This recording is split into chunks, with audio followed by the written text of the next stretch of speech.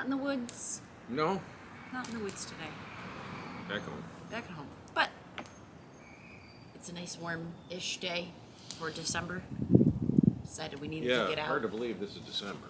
It is. Everything's so green. I know. We haven't had much snow yet. Now we're going to get a whole bunch because I said it. Yeah. Yeah, it's my fault. Sorry. Well, we're dressed for it. We are. We got the wool. Got the little wall, a little Got my new wool sun hood. shining. Nothing like a nice wool hood. So I was thinking about traveling food. Traveling food. Traveling food, and it's a little... What is traveling? Traveling food. Well, it's something you're going to pack in your bag to take with you that's not going to spoil. So food. Food. Something shelf stable, but light, easy to carry. And it's a little chilly, so I was thinking of something warm you could cook over the fire when you stop for like a lunch or something. Well, this would be more of a dinner, I think. Yeah, I guess Lunch. it could be. Breakfast. Lunch being, in the United States of America, kind of a lighter meal, but usually a sandwich. Mm-hmm. The Viking Age Scandinavia, I would assume, would follow more of the European standard. Although, generally they do bigger lunches, don't they? Yeah, I think so. So yeah, maybe bigger lunch after a hard day's travel. So this would be something you'd pack for like a one-day trip, right? Yeah. Although could it be expanded if you're going on more than 1 days? You just bring some more. Sure. So how much do you need to pack for this? So like a bunch of packs, a pack mule full of stuff? No. No. I went something super easy, so I was inspired by the Viking Center Kitchen because they're amazing. I'll put their information here. They do really great work in their experimental kitchen. But I thought about, well, what if it was just you and me doing a little trek and we needed to bring something with us, something easy. So I fit everything we need in my purse. One purse. In one purse. One meal per Well, purse. okay, not quite, because I can't put the cooking bowl in my purse, too, but... But as we talked about, because you talked about that earlier, that lived in my haversack for a while. Mm-hmm. So a purse and a haversack, maybe a couple sacks, and you have all the ingredients in there to make one meal. Yep. And if you needed to make two, probably wouldn't need a whole nother sack, right? No. Just a little more. Just add a little more to our bag in here. So I'm going to show you what I packed for us today. A spoon. Gotta have a spoon. Got my travel knife. Right. And then to get to the food part, because we're making a meal for two, and this is going to be a very period meal. So we've got some apples, which they're modern apples. What can I say? But they're Not small. too far off. They're smaller apples. Mm-hmm. So what kind of apples are they? Do we even remember? I don't. I want to say Macintosh. These are Maybe they they're Macintosh? The Macintosh are just green. I Although don't they're sort of an older variety apple. Yeah. Interesting point about apples, if you plant the seeds of a modern apple, you don't get that apple. Not necessarily, no. Apples, no. So like if you plant a Red Delicious, you don't get a Red Delicious growing. Mm-hmm. It's a GMO, technically. Right. So they make them with cuttings. You use a cutting, and I believe they can sprout them, or you, what do they call it? Graft Grafting. that. They graft the cutting onto another thing. So old world apples would have been, if they had a variety that they could eat that didn't give them the shits, they would plant those seeds and sprout those. In the USA, we mostly call them crab apples. Yeah. A lot of them just give you the poops. They're not great, but if a village or area had a variety that didn't give you the poops, you would plant those seeds and keep growing that tree because you could grow that from seed. Mm-hmm. Whereas your modern GMO Cornell bred apples, you need to graft them onto other trunks. Mm-hmm. So these are old world-ish. Yeah. And I was also thinking it's December, so when I was coming up with this idea, I was only going to use stuff that's would be available in December. So you're into your dried and your preserved. And apples last a long time when they're stored in a cool, dry place. They do. They might be a little more wrinkly than these, but... Potentially, but as we found out, you do a little bit of research. A lot of the apples you buy in the fall were picked the previous fall. Yeah. To last a year. They can, yeah, in a storage. They don't on your counter. You bring No. them up, but that's because they're a year old. Yeah. So many of them are already old, but they last. They last a lot longer. And then we have a mystery sack. What's in the mystery A sack? sack? Now this has got our grains in it, so we're gonna make a porridge type meal today. In this little sack is barley, oats, and a little bit of flax. And this should be plenty for the two of us. We'll see, but I'm pretty sure my math will work out right, that we would both get a hearty meal out of it. Probably. I mean, if you're walking all day, again, let's say we're doing a 2-day travel, right? We're going to market or we're going to visit someone. You got a 2-day travel, or you're stopping for a meal. You don't need too much, right? You just need to not be hungry anymore. Right. So with the apples and the grain, so flax, obviously Viking Age Scandinavians had flax. That's what they made linen out of, which is a very important crop to the Viking Age Scandinavians, right? Because linen is very cool. Everyone likes linen. You can eat it and you can work with it. Eat it. You can work with it. So there's cracked flax seed, which you put in our yogurt in the morning, and now you have whole flax seed, which you can just cook and eat, right? Yes. Yep. And I could have cracked it too, but Do they have flax flour? Will they have ground it for flour? I think so. But research somewhere on this screen. I don't know. Play with that. We have a little flour mill. We do. We'll try that. See what we come up with. I wouldn't be surprised. But then we also have the barley is important because barley has quite a bit of protein in it. And that was a very important grain, like in Scandinavia. So you're getting a lot of protein and fiber right in these just a couple of grains that you would have had. And when dried, they store it. As long as they stay dry, they're good to go. We know that was grown all over the Viking Age world, from the Anglo-Saxons to Ireland. Yeah, they found it a lot of places. I think beef and barley soup and stew is mostly associated with the Irish these days. Barley. And if I remember right, oats is a little more narrow region. I'll have to look that up again. I know it's not a really is big... an oat? An oat? Where do oats come from? They're wild oats. Wild oats. So just the plant is called oat? I believe so. Oh. I never do that. To me, oats come in little brown packets, and you microwave them with water, and then sometimes there's little dinosaurs in them. Right? They start as little eggs, and then they grow into little dinosaurs, and then you eat them, and they're sugary and delicious and full of flavors. Now, I know for sure there are finds with oats in them. Like, they found baking crocks or something, or ovens with oats in them. I'll have to check the specifics of that, because I know it was more regional, and it wasn't, I don't believe, a cultivated farm crop at that time. It was more of a wild find. Oats. That's interesting. But I can do a little more on that one. But no dinosaurs. No dinosaurs, not today. I might eat it anyway. So we've got some more goodies in here. Oh, that fit in there. It did. Wow. Okay. It did. How heavy is that? So if you're traveling, not that oh, that's okay. So this is my period drinking glass that you got me. I don't remember what period it is. I'll have to look it up. But it is an actual historical I'm gonna say find. Hedeby. I don't know. So much comes from Hedeby. Right. A lot of what you buy, and it could be they just called it a Hedeby glass to sell it. I doubt it though. That was from Grimfrost. It was pretty good about documenting their stuff. And or I've they'll seen say it other inspired places and too. stuff. It's not just like that. They're not saying it's period. It is. I've seen. I almost want to say I did see it in the Hedeby book. Yeah. But I got that from Grimfrost. I should have made Kalishka make me one. no. Sorry, Kalishka. Next time. Make me more glasses. So I got a little bit of wax cloth on top here to keep it nice and safe, and I tied it off with a little leather cord. But in here we've got some bacon. Now, this probably would spoil if it was hot out after a while. I don't know. It's cured for sure. You cured it. Right. So it's not so much bacon as it is salt belly. Yeah. Salted pork belly. Yeah, salted pork belly, salt-cured pork belly, which the salt draws out all the moisture. We kept it for several weeks until I feel like cutting it and throwing it in something. Low moisture means it keeps longer, and that's the point of preserving, the point of salting. Modern bacon is brined, usually. Yeah, it's not Of course, really... they sell uncured bacon, Pork which is belly. just pork belly. I don't understand it. The modern food is an enigma. Viking Age food, even Saxon Roman cookbooks. I get that. This makes sense. Modern food, I go to the grocery store. Uncured bacon. I don't understand this. Mind blown.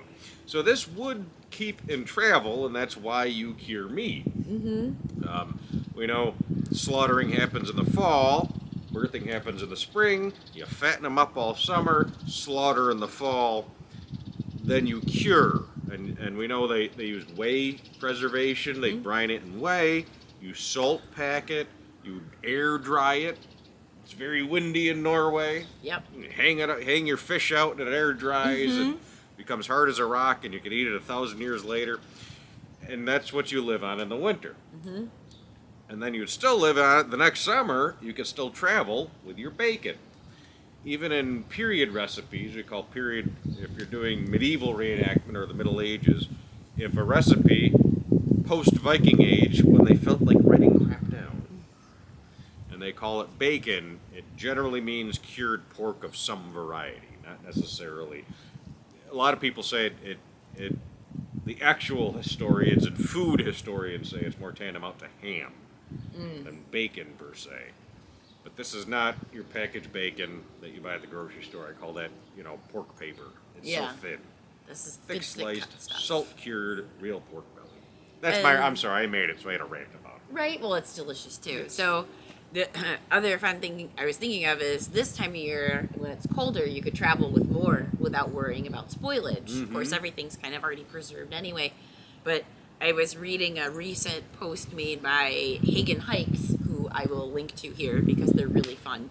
And they recently had a problem in a winter hike where things started to freeze.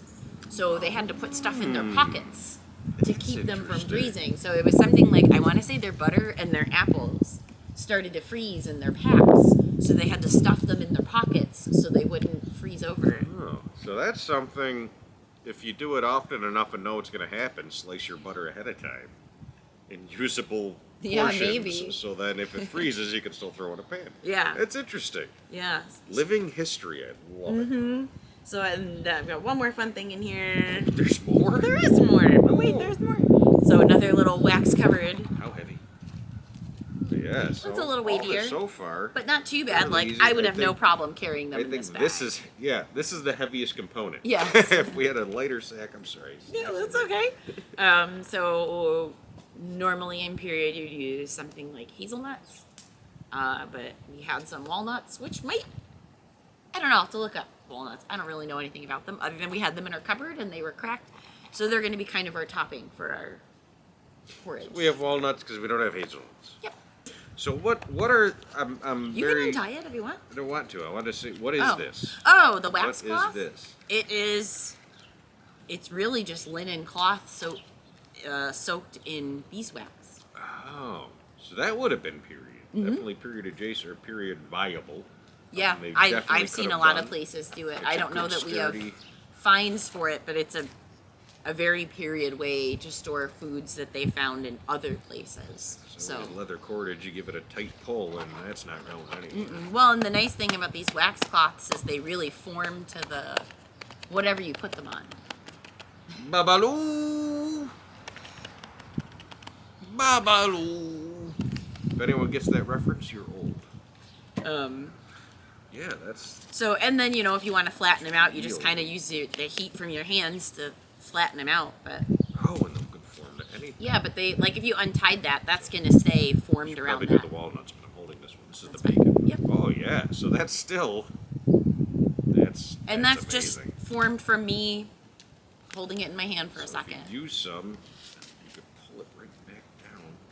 Yeah, you almost don't need the leather cord. Of course, now the sun's coming out, although I'd assume if you're in a warm long haul and do that and then go out in the freezing cold, I bet it would stay like that you can really well. You guys can't see it, but the ridges of the glass are coming through, is defined on this. That is amazing. A friend of ours made those for us. Really? We have some amazing friends. We do. So that's all the food related goodies in my bag. That's all the goodies we have. That's a And nice then we wooden have- spoon. Where'd that come from? From Walrus. Thanks, Walrus. Thank you, I Walrus. haven't had a chance to use it yet, so I broke it out. And then we've just got our nice little travel cooking pot. Easy peasy. I brought out an ass hook just in case. Yeah, Wanna so cook? we're gonna make a little So, simple yeah, been thing. traveling We've never all made this day. before. A little sweet and savory. Traveling. Now we're hungry. We're going to stop for a midday-ish meal. All right, let's get cooking. Let's get cooking. All right.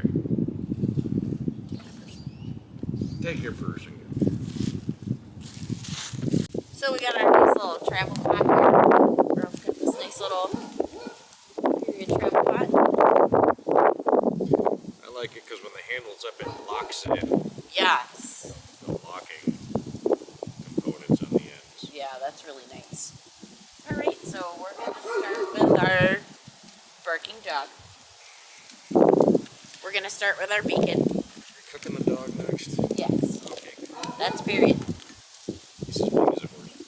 So we were cured pork belly. Why is pork belly good for this? Protein and fat, but it also gives you an oil. It's also tasty. Delicious salty lipid. Yeah, it adds a nice flavor to what we're cooking. And you know, barley and oats don't really have a lot of flavor.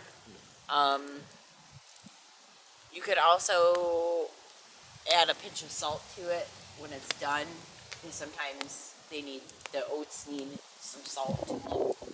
Say with this stuff, I probably wouldn't eat. No, probably not, which is why I didn't bring any out with us, but it's something you often add to cooked grains. Salt back. While we're doing this, would you like to chop our apples into sliced paper blocks? They don't have to be.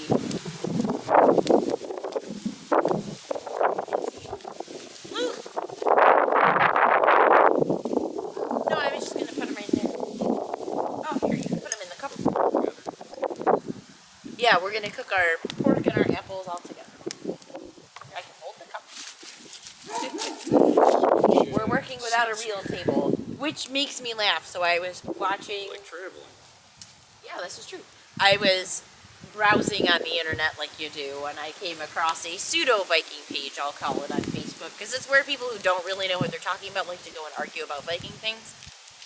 And they were talking about, it was actually a good discussion at first, because there was an old textbook picture they were looking at, and it claimed that people in a long haul wouldn't really have had any furniture, which if you've done any sort of living history for any sort of period of time, you know immediately you want a chair to sit on and a surface to work on.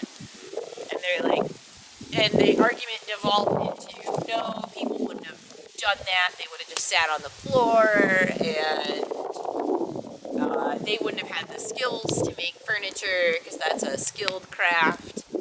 And it just made me laugh so hard. And like, clearly these people have never spent time doing living history of any actual kind, because immediately you want a raised work table and a chair to sit on. We're humans. You figure it out. We've made furniture out of rocks and tree stumps. Like, it doesn't have to be fancy, but then of course some actual people who have done some things jumped It's one of those things. Take a hot second to think about that. Right. They wouldn't have the skills to make furniture in their long haul that they spent a half a year building with joinery and tree nails. I didn't even think about that. Well, and then That's a couple one of those, people jumped in with Take stools. 1 second. Yeah. Well, we have stool finds. We have various iron finds. And that's one of those, saying earlier, we talk about nerd shit all day. When the Romans left, everyone didn't suddenly become stupid. Right. The Romans built iron furniture with sling chairs and various wooden furniture. Like, they didn't leave and everyone became stupid. Because they didn't go up into modern Scandinavia. But still, the point stands. Yeah. Like, no, they spent 2 years building a long haul, but were too stupid to figure out how to make a chair. Like, you cut a log and you sit on it at the very least. It cracked me up. They were great craftsmen and woodworkers. I mean, there's even a period folding chair, Yes. which is super cool. Maybe I can find the documentation for it. I don't remember where. It'll be up here on the screen. Right? Or Somewhere. here. Maybe down there? So now, thank you for cutting our apples. We've got our chopped apples. We're going to let them stew a little bit with the bacon so they soften. There might be too many, but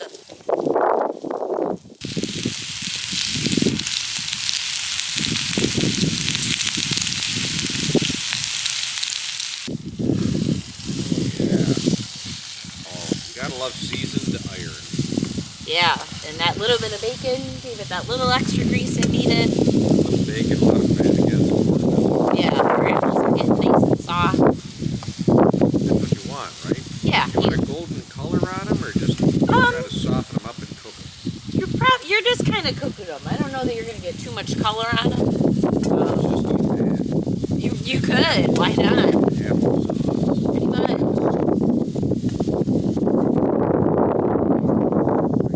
Probably. I mean, you certainly can do that. It smells really good. Need it to be heartier. Keep going, keep cooking. Yeah, I'll cook it a little bit longer, but then I'm going to add our grains in to warm and toast just a little bit before we add our water. Alright. How are we on the heat? More heat? No, I think we're good on the heat for now until we add the water. Then we might kick it up just a little bit to get it to, but we don't want it to boil over either. So lower and slower is going to be okay. It'll just take a little longer. That's our motto here. Ralph the Viking. Lower and slower. Slower and slower is what we do. Slow and slow. Ready to go. Is that handle hot? Not at all. Oh, you gotta love it. Twisted metal. Well, and I'm sure because it's, you know, the whole handle is above the pot. You know, the pot's catching all the heat, so, and it's so wide. But yeah, no, it's not, I mean, it's, you can tell it's a little bit warm, but not anything. Nice on a day like that. Yeah. Now, what herbs might they have used? So, if they're cooking this at home, it's a nice porridge. They probably use herbs. Sure. So on travel, but maybe they would have brought dill or something. Well, you'd find herbs on your way too if you were somewhere that wild herbs were growing. Maybe not this time of year, but Might have foraged. yeah, that you could forage for some herbs. What would I put in it? I guess it depends on if you're going for more sweet or more savory. Because if you wanted more savory, you could put some wild onion in it. Something like I mean, here we don't have all that much onion grass, but we do have some. Yeah. I don't really know what I would put in it, to be honest. I have to think about it. See what they find along the way. Yeah, because I mean, there's tons of edible greens and maybe some mint. Yeah. Found some mint. You could do some mint in it. Grass, green grass. Yeah. Yeah. Worked along the way. Again, if it was a raid or an army travel, you're part of the, I'll say later period Viking Age army, the Great Heathen Host. Yeah. The big example everyone goes to, the Great Heathen Army, the Great Heathen Host, the Michael here. I'm not sure enough about the pronunciation.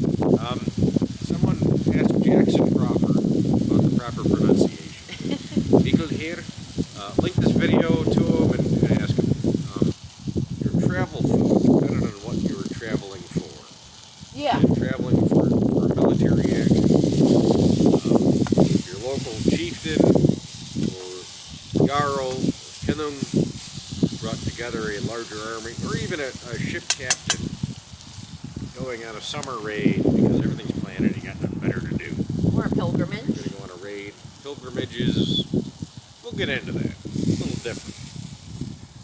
Going on a raid, though, they're expected to feed you. And on your ship, we do know from ship finds they had braziers and various things to cook aboard ship. Once you hit land, you were sort of on your own.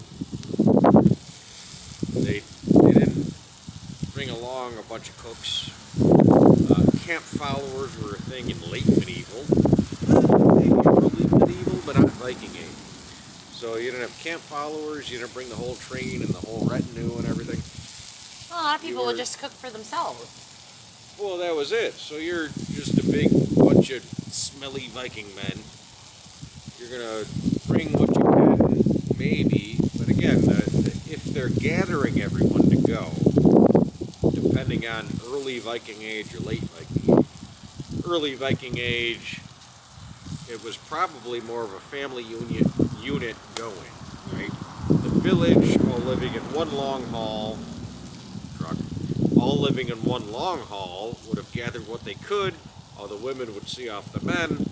They'd go raid. All the women would pack their men things. And their men, would take it and go. And on board ship, they'd go, what do we have? Let's cook something. When they hit land, okay, we're here. We're going to go raid. What do we have to cook and or forage? You said they can find onion grass, garlic grass. They're going to raid some little farms on the coast. If it's a hit and run, they're going to grab some stuff and go, and you'd have to bring more because you're going to hit and run. You have to bring more for the trip there, the trip back. If you want to really raid and go rah-rah, we're big bad Viking dudes, you might actually bring a little less because you're going to stick around a little longer. If you're going to winter over on an island, as they often did in the Hebrides and up in the Scottish Isles and Ireland, you might bring some less because you're going to take an island. There's going to be stuff there, and you know how to find it. So it's this whole travel food. This whole video is kind of a caveat of it all depends. Yeah. It's all situational. Of course, my research tends to focus on the military side of it. Swords are cool, and I'm interested in that, right? Going on a raid, you might bring a sack of oats or a sack of flax to cook or make a quick porridge. Of course, back then, a lot of the water was better, so you could fill either you're going to bring your water sack, but you could fill it anywhere because the water's going to be cleaner. You also didn't know what germs were, so all water was cleaner. You can cook your oats over a fire. You're going to bring some dried fish and maybe just eat it and forage when you get there. And scrounge. And all the way through World War II, you just scrounge. We're liberating France. Well, we're also going to raid the French while we're here because they're French and they'll give us eggs, right? You trade them a Hershey's bar, they'll give you their whole damn house. Scrounging was a thing. Well, I've ranted long enough. This looks beautiful. Well, what are we you. doing now? We're going to add our grains and toast them in the bacon and apples for a little bit, just to give them a little extra flavor before we add the water. So we're not boiling the water first adding. Nope. This is more interesting than any crap we make these days. So we're toasting the oats first. Yep, I'm going to mix everything into the bacon and apples. I discovered we can do this. Take it off the heat a little bit. To coat everything, and we'll toast our grains for just a minute to give them a little extra flavor.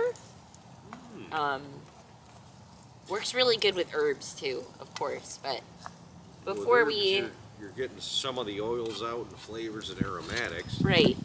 I'm assuming similar things happen with the oats. When you toast the grains, you just get that more toasty flavor. Ah. Like when you bake an oatmeal cookie, it's got that toasty flavor to it because you've roasted the grains for a minute. So I'm just going to let them soften and warm up, soak in some of the good stuff that we got going on in that pan already. And then we'll add our water. But just for a minute, you don't want them to burn because then they just taste burnt. They're going to soak up some of the lipid. Some of the back water out from and the toast apples. and brown nice and me and grains. So our grains have been toasting for a few minutes here. We added a little more wood to the fire because now we're going to add our water. Yeah, they're nice and brown. I'll be honest, I didn't think they would actually get. But they're brown. They're nice and toasted.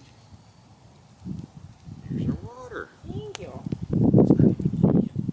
Actually did a good job. So we're going to add, these grains will take quite a bit of water. I'm going to add enough to cover for now, but you'll want to keep an eye on them and see if you need to add more as they soak up the water. A little more, you got more up the side there. Oh yeah. This my pan's not even. Boop. Yeah, a little. Just regular old water. You add too much, just takes a little longer to cook. Yep. Cook out a little more of that water. So we're just about there, right? I think so. So you've been marching all day. You're waiting for the woman to make the porridge. I gotta say, this is much heartier than usual watery crap porridge. As the mental image of porridge comes to Yes, you get that image of sloppy. Gruel. Please, sir, may I have some more? Please, sir, may I have some more? Definitely a heartier grain-based apple and pork deliciousness. And we did add a little extra water as it cooked because it needed it. That's the great thing about this recipe. You can add to it. Yeah. Throw a little more water in there. Not a big deal. Grains are a pretty plain base, so you can dress them up. But they taste good on their own. They just taste like grains. And if we had forage, just find some onion grass, garlic grass, Yeah. whatever. Maybe we brought some green onion or something with us. Someone has a little salt cellar or a couple peppercorns to throw in there. Maybe they don't. And you just eat it plain. You just eat what you got. See, I think barley tastes good on its own, but I do too, but it's a unique flavor to what we're used to. We're used to so much processed stuff and a lot of salt. A plain grain might taste good to us. It might taste just plain. yeah. But a barley and walnuts in there? No, I Oh, left the not walnuts yet. out. I left them Okay. to sprinkle on the top. Okay. This looks delicious. Yeah, I'd say this looks delicious, especially if you've been traveling all day and you want to eat something. This is going to be it. Especially if it's cold. If Something it was warm a and little filling. colder, although it's a fairly chilly day. It is. So this is going to be a good hearty warm meal. God, if you've been walking all day, or marching all day, or meandering all day, or trotting all day, or loping along all day, and then you settle down, a fire, and this comes off the fire eventually, you are going to be very appreciative and to have something to eat. And this actually looks good. Especially if, as we were talking about earlier, you might have to bring your own food. And you might have a sack with 3-4 apples in it, a bit of maybe pork belly that's been cured in salt. So you have salt and apples. And then someone whips this out and makes this out of maybe the ingredients you have. You're going to be very appreciative for it. Like, oh, you brought barley? I brought salted pork belly. Well, I brought a few apples. Let's put them together And make a meal. and make stone soup. Or stone gruel, in this case. And it looks good. It actually looks good. I think we're ready to pull this off the fire. You know what? I'm gonna make this easy. Whoop. Here we go. Alright. Noggin. We can't forget, we got our walnuts. Ooh. Extra protein. And a little extra crunch. This is mushy. A little crunch in or mushy. Alright. How do we serve this up? Spoon.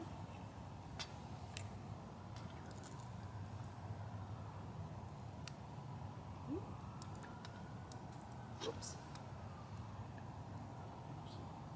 A little for the fay. There you go. Alright. So, along. Brought your own noggin. Put some walnuts on there. The gruel they serve around the campfire. Let's see. I'm marching all day, you're hungry.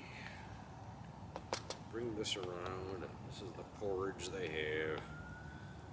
Porridge again.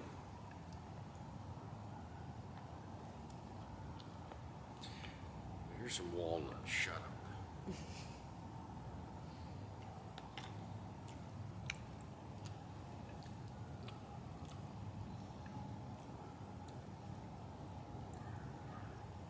It's not bad.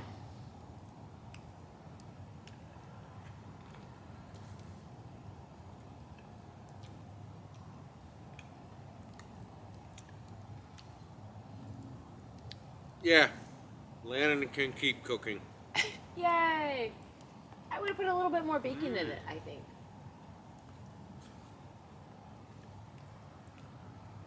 Mm-hmm. I could have used a little more bacon.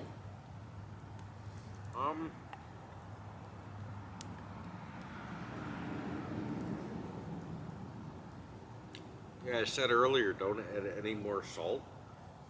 But It needs a pinch. It could use it. it could use a pinch. I don't want to say it needs, because it's very tasty as is. Mm-hmm. Not quite delicious. It could use something. Mm-hmm. And say, we were talking earlier about foraging onion grass, garlic grass.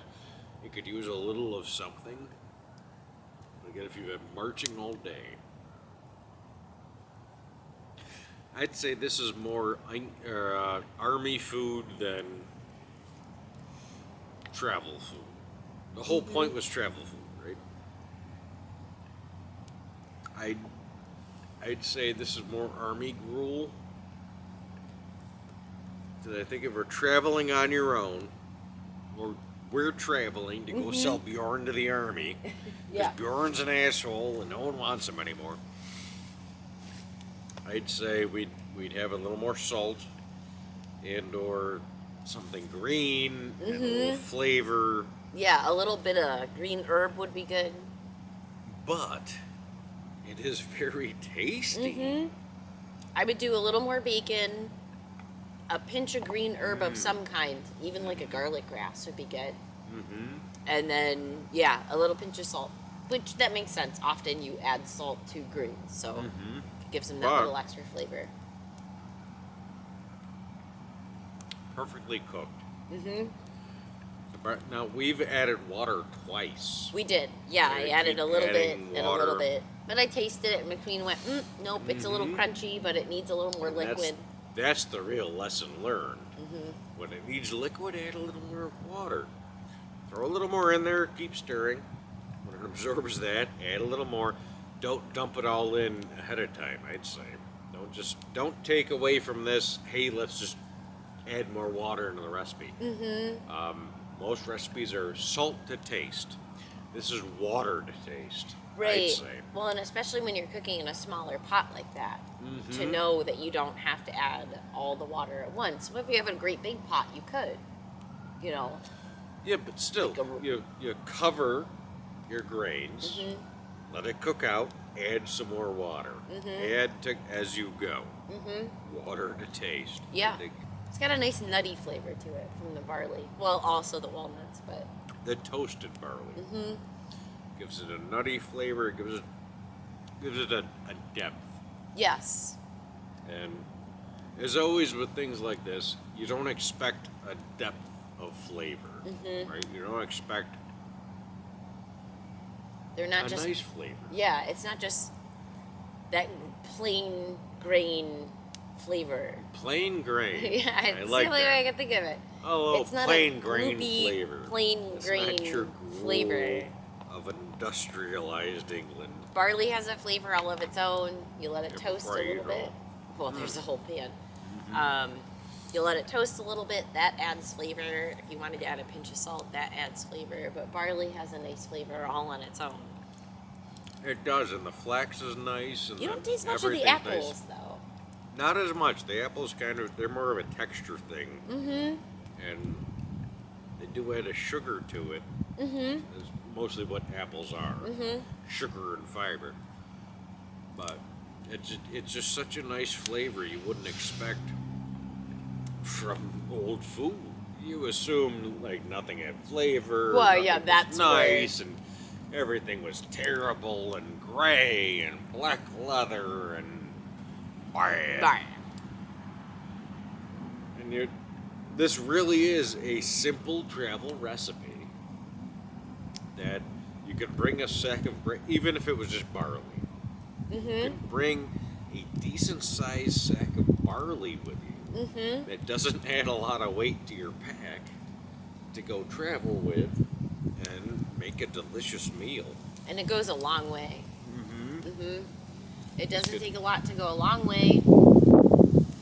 I mean, and you would make this maybe in the longhouse for breakfast. Oh yeah. We're talking travel food, but this could easily be Your staple breakfast. lunch. Yeah.